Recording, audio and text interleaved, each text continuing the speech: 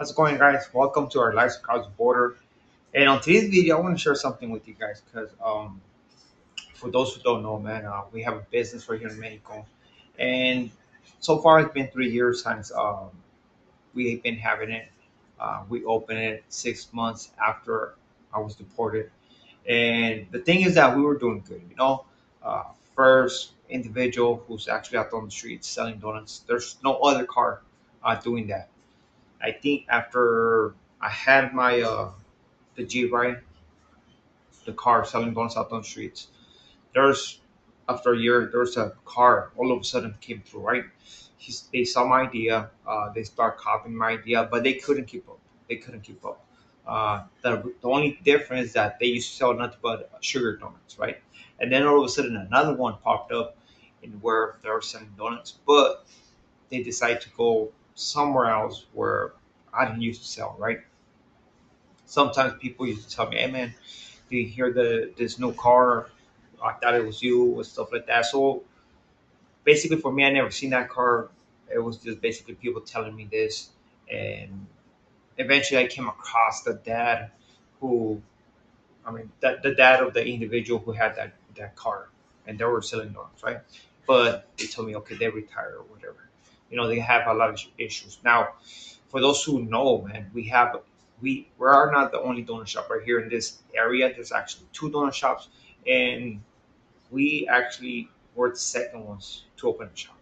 Now, the only difference between our donut shops and their donut shops is that basically they don't have a car to go sell out on the streets, and it's something that I came with that has been helping us for the past 3 years, and it's a wonderful strategy, right? Basically, no old donuts. We don't have to deal with that stuff, and we always start fresh. So today, they tell me that the competition, the other donut shop, decides to open, or no, decides to get a car and do what we do.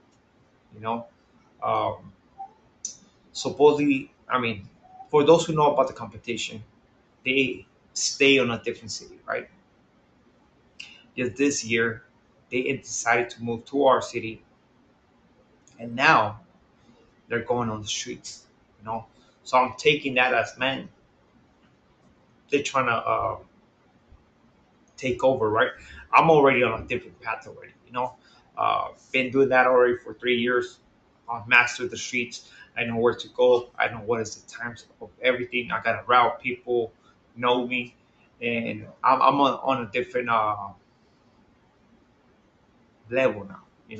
They're very barely starting. I'm pretty sure they have their own prices, but I have another idea that I'm thinking about doing it, and I have talked about it with the wife, and we're basically I'm trying to sell those donuts in a more reasonable price, right? And with that, it means that we need to make those donuts from the shop more reasonable price. If you don't want to, make them smaller so we can lower the price, so I can compete with the people out on the streets, sell more, and actually at the shop, I'm pretty sure that people are gonna be attracted to our prices, even though they're gonna be smaller. But people always want to spend less and have a little better taste of something, right? So hopefully that worked with us. Um, it doesn't surprise me with the competition of doing this, but it's part of life, We cannot be over here complaining. I'm glad they decide to do something about themselves, because all they were doing is basically selling the day old donuts for the same price, and they were just burning themselves. What we do with the old day old donuts, we actually take them to the police station. We donate them.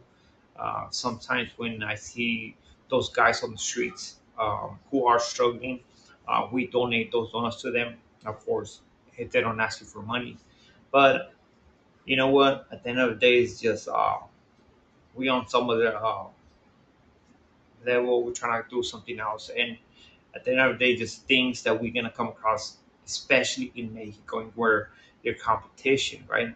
Or if somebody sees you doing something, they're gonna try to do it 100%, and it's part of life right here in Mexico. It's part of life. Um, I said it before, man. Like, let's just put it this way: if I open a taco stand right here in front of my house, right, and it's doing super good, believe it, the neighbor in front of me is gonna open another taco stand because he wants to get some of that money, some of that clientele, and that's how people work right here, you know. So, with this being said, we are out. Thank you very much for coming through. God bless you guys, man, and have a wonderful day. To next video.